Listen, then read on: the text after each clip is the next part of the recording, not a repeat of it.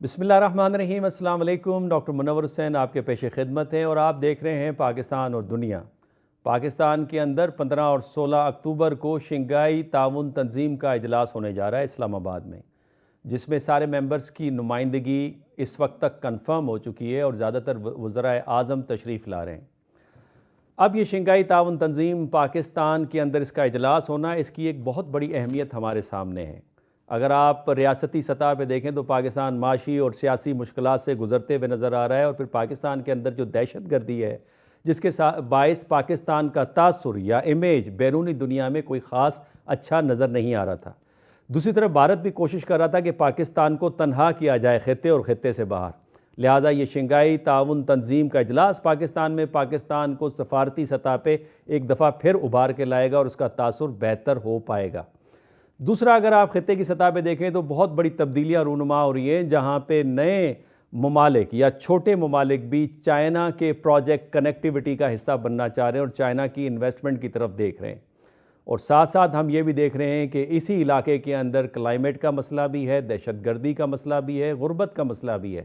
ان مسائل کا حل کس طرح سے کیا جائے، جہاں پہ سیاسی ری الائنمنٹ بھی نظر آ رہی ہے۔ اور اگر آپ اس کو سسٹمک لیول پہ دیکھیں تو وہاں پہ بھی ایک سسٹم سے دوسری سسٹم کی طرف جایا جا رہا ہے، یعنی یونی پولیرٹی سے آکٹیگونل ملٹی پولیرٹی کی طرف، اور اس سارے تناظر میں جو انٹر گورنمنٹل آرگنائزیشنز ہیں وہ کی رول ادا کر رہی ہیں، چاہے وہ G7 ہو، شنگھائی ہو یا برکس ہوں۔ اور پھر SCO اس لیے بھی بڑی امپورٹنٹ ہے کہ ویسٹرن اسپانسر جو تنظیمیں ہیں، جس میں G7 ہے یا نیٹو ہے، اس کو کم از کم شنگھائی اور برکس اس کو بیلنس کرتے ہیں۔ یہ ساری وہ اس کا بیک گراؤنڈ ہے جس پہ آج ہم بحث کریں گے، اور جو میجر کوسچنز ہمارے اس پروگرام کے اندر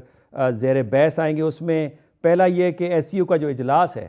اس کی اہمیت پاکستان کے حوالے سے کیا بنتی ہے، اس میں نئی تجاویز کیا آنے کے امکانات ہیں، اور علاقائی سیکیورٹی، تعاون اور سیاسی ہم آہنگی کے لیے اس تنظیم کا کردار کیا ہے، اور ساتھ میں ہم یہ بھی دیکھیں گے کہ پاکستان کو کثیر جہتی فارن پالیسی کی ضرورت ہے، کیا پاکستان اس ڈگر پر چل رہا ہے، اور روایتی اتحادیوں کے ساتھ ساتھ نئے پارٹنرز کے ساتھ اپنی پالیسی کو کس طرح بیلنس کرتا ہے۔ آج کے اس پروگرام میں یہ کہ گفتگو کو آگے بڑھاؤں، میں چاہتا ہوں کہ ایک چھوٹی سی رپورٹ ہے، پہلے آپ یہ ملاحظہ فرمائیے تاکہ گفتگو کو آگے لے جایا جا سکے۔ شنگھائی تعاون تنظیم یعنی SCO ایک یوریشیائی سیاسی، اقتصادی اور سیکیورٹی اتحاد ہے۔ اپنے کردار کو دوبارہ متعین کرنے اور عالمی سطح پر اپنی حیثیت کو تقویت دینے کے لیے ایک منفرد موقع ہے۔ شنگھائی تعاون تنظیم کا قیام 2001 میں عمل میں آیا، اور اس کے ابتدائی 6 اراکین میں قزاقستان، کرغزستان، چین، روس، تاجکستان اور ازبکستان شامل تھے، جو بعد ازاں 2017 میں پاکستان اور انڈیا کی شمولیت سے 8 ہو گئے۔ SCO کے رکن ممالک کی 3 اقسام ہیں، جن میں 8 مستقل اراکین کے علاوہ ایران، افغانستان، بیلاروس، منگولیا کو آبزرور کی حیثیت حاصل ہے، جبکہ آرمینیا، آذربائیجان، کمبوڈیا، نیپال، سری لنکا اور ترکی ڈائیلاگ پارٹنرز ہیں۔ شنگھائی تعاون تنظیم کے اہم مقاصد میں رکن ممالک کے درمیان باہمی اعتماد اور اچھے پڑوسی تعلقات کو فروغ دینے کے علاوہ علاقائی امن، سلامتی اور استحکام کو مضبوط بنانا، اور سیاسی میدان، تجارت، معیشت، ثقافت، سائنس اور ٹیکنالوجی، تعلیم و توانائی، نقل و حمل، رابطے،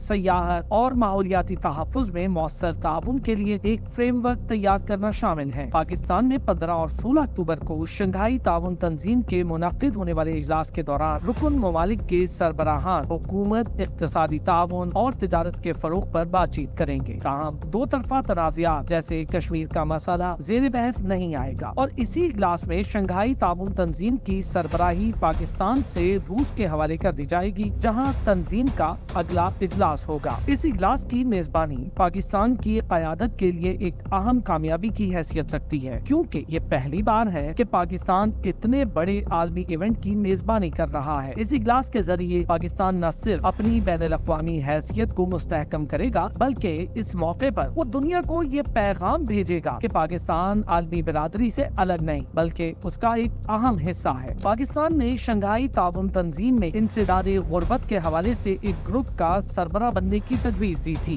جس پر عمل درآمد کرتے ہوئے اس نے رکن ممالک کے ساتھ تجاویز کا تبادلہ کیا ہے۔ ناظرین، آپ نے رپورٹ دیکھی، مختصر لیکن جامع۔ اس رپورٹ کے اوپر آج جو ہم بحث کریں گے، میرے ساتھ جو پرماننٹ فیچر اور میرے کو ہوسٹ ہیں ڈاکٹر قمر چیمہ صاحب، وہ ہمارے درمیان میں موجود ہیں۔ اس کے ساتھ فضل عباس میکن صاحب،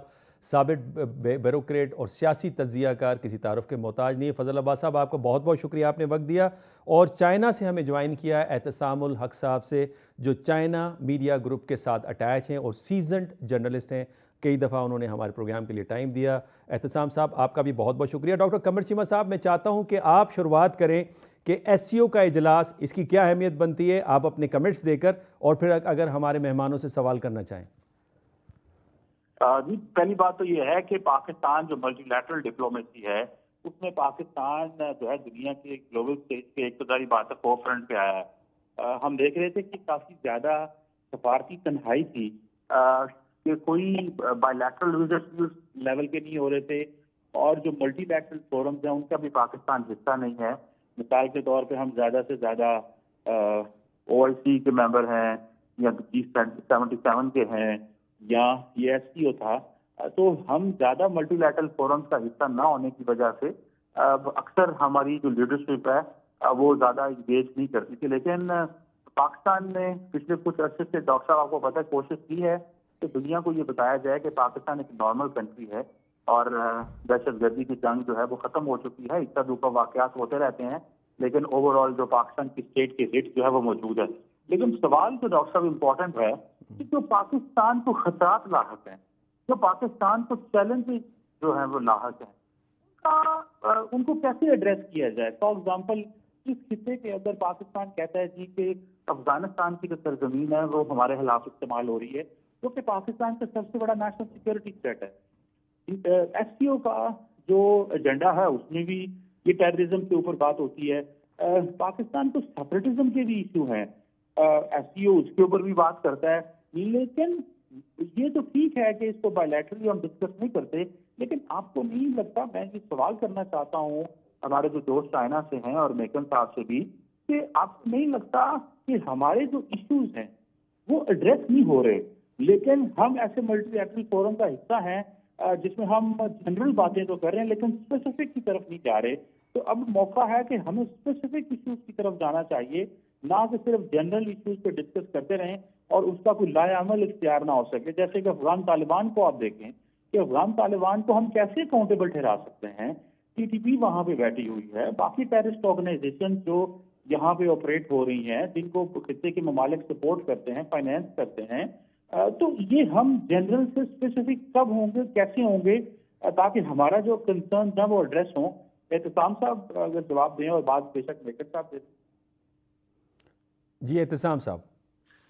بہت شکریہ چیمہ صاحب، میں بالکل اس پر جواب دوں گا۔ دیکھیں، ایک چیز آپ نے اپنی گفتگو میں خود کہا کہ ہمیں نیریٹو بلڈ کرنے کی ضرورت ہے، سفارتی سطح پر بھی اور عالمی سطح پر بھی، اور اس کے لیے اس سے بہتر پلیٹ فارمز ہو نہیں سکتے۔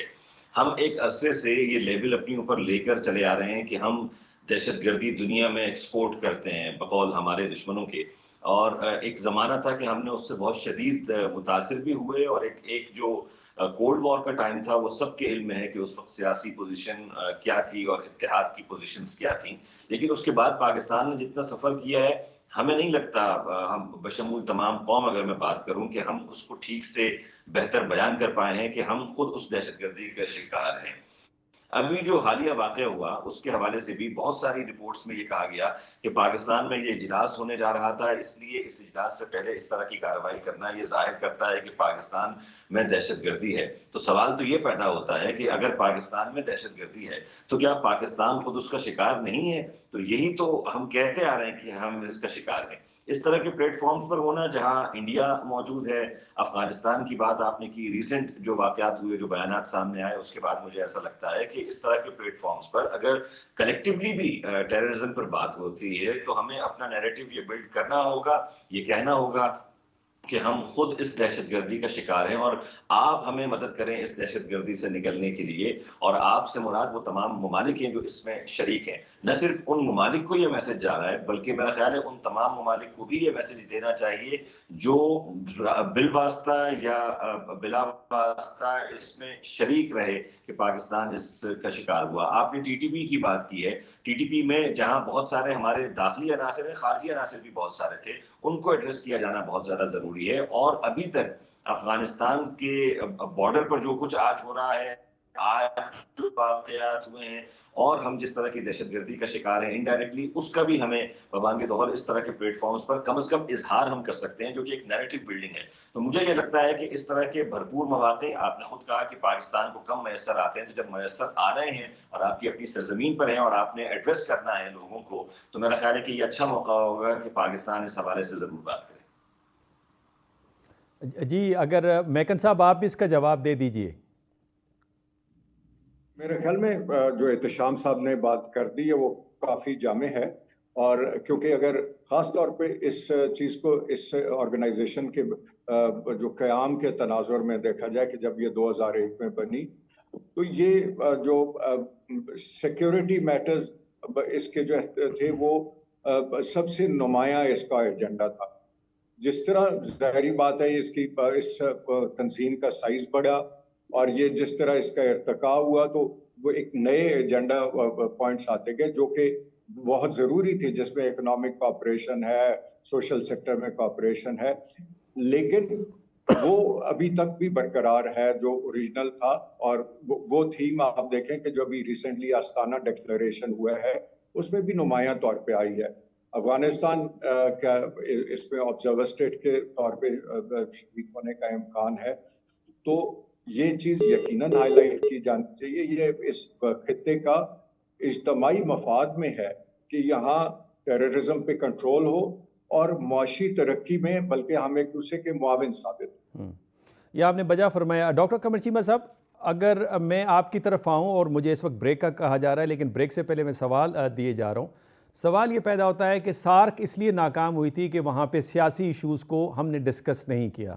آسیان بھی اس حد تک افیکٹو ہمیں نظر نہیں آتی بیکاز جو ان کے درمیان میں مسائل ہیں سیاسی اور سیکیورٹی کے، وہ ڈسکس نہیں ہوتے، صرف تجارت ڈسکس ہوتی ہے. تو جب تک آپ سیاسی مسائل کو حل نہیں کریں گے اور اس کو ڈارمنٹ فیز میں لے جائیں گے تو وہ کسی وقت بھی ایکٹیویٹ ہو سکتا ہے اور آرگنائزیشن کو پیرالائز کر سکتا ہے، جس طرح سے سارک پیرالائز ہوئی ہے. لیکن اس کا جواب میں وقفے کے بعد آپ سے لوں گا. ناظرین یہاں پہ لیتے ہیں ایک چھوٹا سا وقفہ. ویلکم بیک ناظرین. وقفے سے پہلے میں ڈاکٹر قمر چیمہ صاحب سے یہ سوال کر رہا تھا، اس کے بعد اسی کا جواب میں دوسرے مہمانوں سے بھی لینا چاہوں گا کہ کیا آپ کو ایس سی او ایکٹیویٹ ہوتے ہوئے نظر آتی ہے؟ اگر ہم نے سیاسی مسائل کو پس پشتی ڈالنا ہے، سیکیورٹی ایشوز کو پس پشتی ڈالنا ہے، تو کہیں یہ اس کو پیرالائز تو نہیں کر دے گی آرگنائزیشن کو جیسے سارک ہوئی ہے کہ چیمہ صاحب؟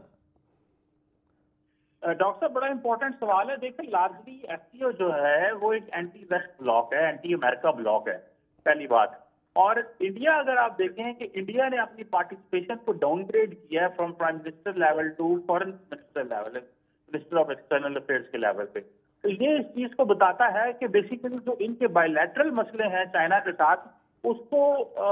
عموماً وہ اہمیت دیتے ہیں اور اس لیے اس کو ایس سی او کو پرابلمٹک پوزیشن میں لے آئے ہیں. اگر پاکستان اور انڈیا کے بائی لیٹرل پرابلمس ہیں تو سارک خراب کر دی. چائنا اور انڈیا کے بائی لیٹرل پرابلمس ہیں تو ایس سی او کو ڈاؤن گریڈ کر دیا. تو میرا خیال یہ ہے کہ پاکستان کو اور چائنا کو خطے کے اندر جو ہے وہ ایک پیرلل بلاکنگ شروع کرنی چاہیے. ڈاکٹر صاحب فار ایگزامپل یہ جو انڈین اوشن کے ممالک ہیں، جیسے کہ انڈیا نے سارک کو ڈسفنکشنل کر کے بمسٹیک کو اہمیت دے دی، تگار کا جو کانسیپٹ ہے اس کو وہ اہمیت دے رہے ہیں. پھر ایک کولمبو سیکورٹی کانکلیو انہوں نے شروع کر لیا ہے. تو پوائنٹ یہ ہے کہ اگر پیرلل انسٹیٹیوشنل فریم ورک نہیں کھڑا کیا جاتا اور انڈیا کے رحم و کرم پہ رہتے ہیں کہ وہ سارک کو بھی ڈسفنکشنل کر دے، وہ ایس سی او کو بھی ڈاؤن گریڈ کر دے، تو مسئلے تو ہیں ڈاکٹر صاحب اس میں جیسے آپ بھی کہہ رہے ہیں. تو لیکن اس سے انیشیٹو لینے کی ضرورت ہے، لیکن وہ پاکستان کی طرف سے انیشیٹو مسنگ ہے مجھے جو نظر آ رہا ہے. احتسام صاحب آپ بھی فرمائیے گا، جس طرح ڈاکٹر قمر چیمہ صاحب نے فرمایا کہ الٹرنیٹیو اسٹرکچر کی یا فریم ورک کی ضرورت ہے، اور میں بھی اس بات کو تسلیم کرتا ہوں کہ اگر انڈیا اپنا ڈاؤن گریڈ کرتا ہے اپنی پریزنس کو ایس سی او کے اندر اور اس کا جھکاؤ زیادہ تر ویسٹ کی طرف ہونا شروع ہو جاتا ہے، جو کہ نظر بھی آ رہا ہے اور اوپنلی وہ ان کے کیمپ کے اندر موجود ہے، تو اس صورت میں کیا ہم الٹرنیٹیو فریم ورک کو کھڑا کر پائیں گے؟ اور ساتھ میں یہ بھی فرمائیے گا، جب الٹرنیٹیو فریم ورک کی ہم بات کرتے ہیں تو اس میں جو ہمارے روایتی دوست ہیں اور نئے جو شراکت دار ہیں، کیا اس میں ہم پالیسی کو بیلنس کر پائیں گے؟ پہلی بات تو یہ ڈاکٹر صاحب کہ مجھے لگتا ہے کہ جو عالمی منظرنامہ ہے وہ یہ دکھاتا ہے کہ انڈیا اس میں شامل ضرور ہے، لیکن انڈیا کے وہ انٹرسٹ نہیں ہیں جو اس میں شامل دیگر تمام ممالک کے ہیں، موجود ہیں۔ آپ نے کہا کہ کیا یہ پیرالائز ہو جائے گی؟ مجھے نہیں لگتا کہ ایسا ہوگا، اور اس کی سالڈ ریزن جو ہے وہ یہ ہے کہ اس پلیٹ فارم کے تھرو جو نارتھ کوریڈور رشیا نے منصوبہ دیا اور بیلٹ اینڈ روڈ چائنا نے منصوبہ دیا، اس میں وہ تمام ممالک شریک ہیں جو ایس سی او میں ہیں، اور یہ بیلٹ اینڈ روڈ آپ دیکھیں سینٹرل ایشیا، مشرق وسطیٰ اور وسطی ایشیا کے ساتھ ساتھ سعودی عرب، ایران سب کا شامل ہونا، رشیا، پاکستان اور پھر نارتھ کوریڈور سے یورپ تک، تو مجھے نہیں لگتا کہ یہ اس طرح سے پیرالائز ہوگا جس طرح سے ہم ساتھ کی بات کر رہے ہیں یا آپ نے آسیان کی بات کی ہے۔ جہاں تک بیلنسنگ کی بات ہے، یہ بہت کروشل مومنٹ ہے پاکستان کے لیے۔ میں ہمیشہ سے یہ بات کہتا آیا ہوں کہ یہ جو فیز ہے 2015 سے 30 تک کا، جس میں دنیا تبدیل ہونے جا رہی ہے ٹیکنالوجیکلی بھی اور اس کے علاوہ سفارتی سطح پر بھی، تو وہاں پاکستان کو بہت سارے چیلنجز درپیش ہیں۔ بیلنس پاکستان کر پائے گا یا نہیں، میں پھر یہ کہوں گا کہ آنے والا وقت جو ہے، یہ مشرق وسطیٰ کا پرابلم اگر حل ہو جاتا آج سے 1 سال پہلے جس طرف ہم جا رہے تھے، اور یہ جنگ نہ چھڑتی اور آج بھی اگر اس کی طرف جو ہے وہ پیش قدمی ہوتی ہے، تو پاکستان کو سیریس چیلنجز درپیش ہوں گے ریگارڈنگ سعودیہ اور اسرائیل کے تعلقات آپس میں، اور اس میں پھر امریکہ کا کردار اور پھر چائنا کے ساتھ پاکستان کا کردار، تو بہت ساری چیزیں آپس میں مکس ہو جائیں گی اس وقت۔ تو اس سے پہلے ایک بہتر پوزیشن لینا ہوگی۔ سوال یہ بنتا ہے کہ کیا پاکستان ایک بیلنس پوزیشن لیتے ہوئے اب ترقی کا سفر طے کر سکتا ہے، یا پاکستان کو اپنی کوئی سمت جو ہے وہ اس کا تعین کرنا ہوگا۔ لیکن جتنی بھی اگر آپ سفارتی سطح پر دیکھیں تو جو پاکستان کی حیثیت خطے میں ہے، جو علاقائی صورتحال میں ہے، میرا خیال ہے وہ زیادہ امپورٹنٹ ہے۔ عالمی سطح پر ہمیں بہت سارے ویسے ہی چیلنجز درپیش ہیں، تو یہ راہ مجھے، اگر آپ مجھ سے پوچھیں تو زیادہ آسان لگتی ہے۔ باقی جو فیصلہ کرنے والے ہیں وہ تو ظاہر ہے اس حوالے سے کریں گے۔ چیمہ صاحب نے بات کی کہ جو انڈیا نے جس طریقے سے اس کی حیثیت کو کم کرنے کی کوشش کی ہے، پچھلے اجلاس میں بھی انہوں نے ورچوئل کی جانب بھی گئے اور دیگر چیزیں بھی ہوئیں، اور اب پاکستان میں بھی وزیر خارجہ آ رہے ہیں، تو ایک اہم پارٹنر کے طور پر مجھے نہیں لگتا کہ اس سے کوئی فرق پڑے گا، کیونکہ جو باقی بلاک ہے وہ بہت اسٹرانگ نظر آ رہا ہے۔ اور اس سمٹ میں جو اجلاس ہے اس میں ممکن ہے کہ ہم اگر ٹیررزم کی ہم بات کر رہے تھے، تو مجھے لگتا ہے ایک پوائنٹ شاید اب ایران بھی اس کا کسی نہ کسی طور حصہ ہے، اور ایران کے اور اس وقت اسرائیل کے ساتھ جو معاملات ہیں وہ بھی بہت ایک خطرناک نہج پر ہیں، تو شاید وہ چیزیں بھی ڈسکس ہو سکیں۔ پاکستان اس سے کیا فائدہ اٹھا سکتا ہے وہ ایک الگ موضوع ہے، اگر آپ اس پر بات کرنا چاہیں گے۔ اور اس پہ میں آپ سے سوال کروں گا۔ فضل عباس میکن صاحب، چونکہ آپ کی ایکسپرٹیز تجارت کے اوپر بھی ہے اور ایس سی او کا ایک مقصد یہ بھی ہے کہ تجارت کو فروغ دیا جائے، اعتصام صاحب نے فرمایا کہ نارتھ ساؤتھ کوریڈور ہے، اس میں بھی بہت سارے ریجن کے ممالک شامل ہیں، اور پھر سی پیک ایک کنیکٹیوٹی کا پروجیکٹ بھی آپ کو نظر آتا ہے، اور پھر پاکستان برج ہے ایسٹ اور ویسٹ ایشیا کے درمیان میں۔ تو آپ کو کیا اپرچونٹی نظر آتی ہے especially from the perspective of Pakistan, کہ کیا اس سے ہم فائدہ اٹھا پائیں گے جو ہماری اندرونی ابھی بھی سیاسی خلفشار اور معاشی تھوڑی سی مشکلات ہیں؟ دیکھیے جی، ان کو 2 ایشوز کو علیحدہ کرنا ہوگا، ایک تو پوٹینشل کو، اور ایک جو ایشوز ہمیں وہ پوٹینشل اچیو کرنے سے روک رہے ہیں۔ پوٹینشل تو آپ کے سوال میں ہی اس کا اشارہ ہے کہ بہت ہے، اور ہم جہاں بھی دیکھتے ہیں کہ جو ریجنل بلاکس میں جب ٹریڈ ہوئی، کیونکہ اب اس کو یہاں ایک نقطے کو انڈر لائن کرنا بڑا ضروری ہے کہ برکس اکنامکلی شاید زیادہ اس کا مطلب جی ڈی پی ان ممبرز کی ہے برکس کی اور سارا، لیکن وہ ممالک جو برکس میں شامل ہیں وہ جیوگرافیکلی انٹیگریٹڈ نہیں، جبکہ ایس سی او میں یہ سارے جیوگرافیکلی انٹیگریٹڈ ہیں، اور جس میں چائنا، رشیا جیسی بڑی اکانومیز ہیں، اور پھر یہ جو آپ کے سینٹرل ایشین سٹیٹس ہیں جو پاکستان کی کنیکٹیوٹی ہے افغانستان اور سینٹرل ایشین سٹیٹس کے ذریعے ہے، تو اس کا پوٹینشل تو بہت ہے، لیکن اس کے لیے پہلے ہمیں हमेशा तिजारत तभी बेनिफिशियल होती है किसी मुल्क के लिए जब वो कम्पिटिटिव हो, उसमें फॉरेन इन्वेस्टमेंट आ रही हो, उसकी इंडस्ट्री कम्पिटिटिव हो, और इसके इन दोनों अवामिल के लिए सियासी इस्तेहकाम जरूरी है। तो सियासी इस्तेहकाम पे हमें यकीनन तवज्जो देनी चाहिए। इस मौके से फायदे उठाते हुए मैं ये भी बात करूंगा जो कमर चीमा साहब ने रेज की, और ये बिल्कुल सही ये उन्होंने इसकी निशानदेही कि इस पे जो है उन्होंने डाउन कर दिया अपनी पार्टिसिपेशन को इंडिया ने। ये सिर्फ यहाँ नहीं डाउनग्रेड किया गया, बल्कि आप देखें कि अस्ताना में भी जो इंडिया गया है वो उन्होंने अपनी डाउनग्रेड वहाँ किया है, वहाँ भी मोदी साहब नहीं गए। तो ये और जबकि ब्रिक्स में अभी उनकी शमूलियत जारी है, तो ये मैं इस बात से इत्तफाक नहीं करूंगा कि इसके पैरेलल कोई तंजीम बनाई जाए। मैं समझता हूँ इसमें खुद ही अगर इंडिया एक हद से ज्यादा पार्टिसिपेट नहीं करता तो उनकी रेलेवेंस कम होती जाएगी, और इंडिया को अब अल्टीमेटली पार्टिसिपेट करना पड़ेगा। अगर इसे हम साउथ एशिया, जनूबी एशिया की मौजूदा सियासी सूरत हाल में देखें, ठीक है, जहाँ बांग्लादेश में हुकूमत की तब्दीली के बाद एक यकसर इंडिया के लिए नई सिचुएशन पैदा हो गई, और इसी तरह डिसनाइके का जो साहब का जो इलेक्शन है श्रीलंका का, तो वहां भी इंडिया के लिए एक सियासी सूरत हाल यकसर पैदा वो आपने वजह फरमाया कि रीजनल सतह के ऊपर, खत्ते की सतह के ऊपर तब्दीलियां रूनुमा हो रही जो पाकिस्तान के फेवर में, लेकिन ये एक बड़ा ज़बरदस्त अपॉर्चुनिटी पाकिस्तान के लिए। लेकिन सवाल यही पैदा होता है कि जो सियासी खलफशार है और जो हमारी रवायात हैं कि हम कोई भी सियासी पार्टी अगर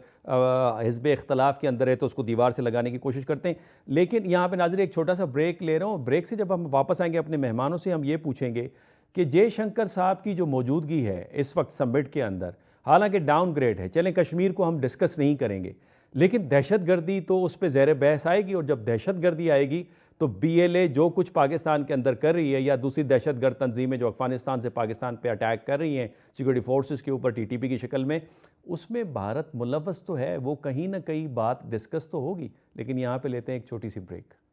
वेलकम बैक नाजरीन। मेकन साहब, जयशंकर साहब तशरीफ़ ला रहे हैं, ठीक है, डाउनग्रेडेड उनकी प्रेजेंस है इस वक्त शंघाई कोऑपरेशन तंजीम के अंदर जो पाकिस्तान के अंदर उसकी समिट हो रही है, लेकिन किसी कोने खुदड़े के अंदर ये बात तो होगी जब दहशतगर्दी का जिक्र होगा तो भारत का जो मुलव्वस होना है दहशतगर्दी के अंदर, और ये हम नहीं कह रहे, ये FATF की रिपोर्ट है इसके ऊपर, तो वो तो डिस्कस कहीं ना कहीं होगा कि भाई आप मेहरबानी करके अपना हाथ पीछे करें। जी बिल्कुल, ये ऐसा इशू है जिसको डिस्कस होना चाहिए, और ये यकीनन बाज़ का ये मल्टीलैटरल फोरम्स पे बाज़ और बायलैटरल इश्यूज नहीं उठाए जाते, लेकिन इस पे भी जैसे पहले निशानदेही की आपने भी की कि सियासी इश्यूज से आप अलहदा इसको नहीं कर सकते। जब तक वो नहीं रिजॉल्व होंगे, आपकी ये टेररिज्म पे कोऑपरेशन नहीं हो सकेगी टोटल, आपकी मईशत पे टोटल कोऑपरेशन नहीं हो सकेगी। और अनफॉर्चुनेटली मेकन साहब, ये अंदरूनी तो हमारे ये प्रॉब्लम चैलेंजेस हैं। मैं इस वक्त बात करूं पाकिस्तान भारत ताल्लुकात के हवाले से, जयशंकर साहब की जो मौजूदगी है उससे क्या सिग्नलिंग मिल रही है आपको? कि जब तक ये मल्टीलैटरल फोरम पे जो ये जी मेरा ख्याल है आपकी आवाज़ का थोड़ा सा प्रॉब्लम है। अगर एहतसाम भाई यही सवाल मैं आपसे करूं कि जो जयशंकर साहब की जो प्रेजेंस है उससे क्या सिग्नलिंग हो सकती है, क्या कहीं पे कोई डिस्कस होगा रशियंस की तरफ से, चाइनीज़ की तरफ से, ईरानियंस की तरफ से, पाकिस्तान की तरफ से कि भैया ज़रा हाथ हल्का रखिए, जो अफ़गानिस्तान से दहशतगर्दी पाकिस्तान आ रही है, जो कनेक्टिविटी प्रोजेक्ट को मुतासिर कर रही है और इलाके के एक अहम मेंबर को मुतासिर कर रही है, उसमें आप मुलव्वस हैं, आपकी होस्टाइल एजेंसीज़ मुलव्वस हैं और FATF की रिपोर्ट है, तो कहीं ये बात इसके इम्कानात हैं? डॉक्टर साहब, इम्कानात बिल्कुल हैं, और मैं ये समझता हूँ कि अगर हमने स्मार्टली इसको इस कार्ड को खेला जो इस वक्त पाकिस्तान के पास मेज़बानी है, तो जैसे मैंने अपने पहले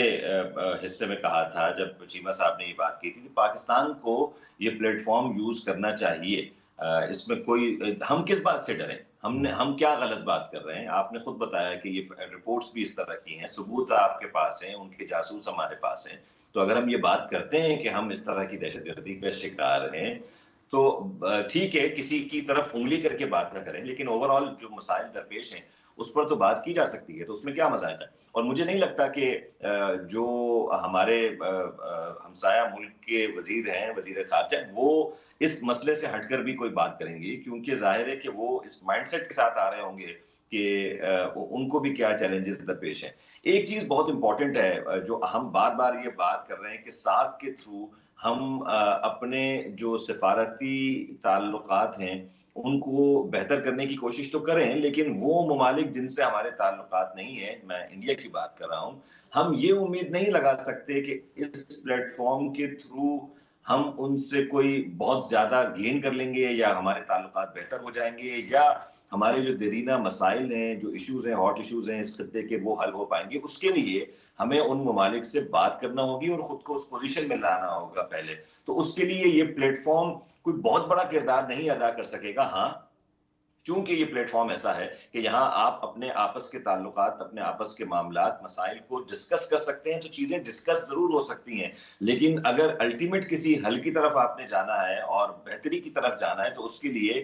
بائلیٹرل جو بات چیت ہے وہ بہت وہ زیادہ اور اس کی امپورٹنٹ ہے۔ مثال آپ کے قمر چیمہ سامنے صاحب، میں چاہتا ہوں چائنا اس اور بحث بھارت کی کو آپ کنکلوڈ کریں۔ ڈاکٹر قمر چیمہ صاحب، جو اعتصام صاحب نے فرمایا کہ بائی لیٹرل لیول پہ بات کرنی چاہیے، ابھی کوارڈی لیٹرل ایک میٹنگ ہوئی جس کے اندر چائنا، رشیا، پاکستان اور ایران کے فارن منسٹرز نے شرکت کی اور افغانستان پہ زیادہ تر فوکس رہا، اور یہی لوگ، یہی ممبر جو نیشنز ہیں یہ شنگھائی کے اندر بھی موجود ہے۔ آپ کو لگتا ہے اسی طرح کی بات کوئی انڈیا کے حوالے سے بھی ہوگی کہ آپ بھی ذرا دہشت گردی سے پیچھے ہٹیں؟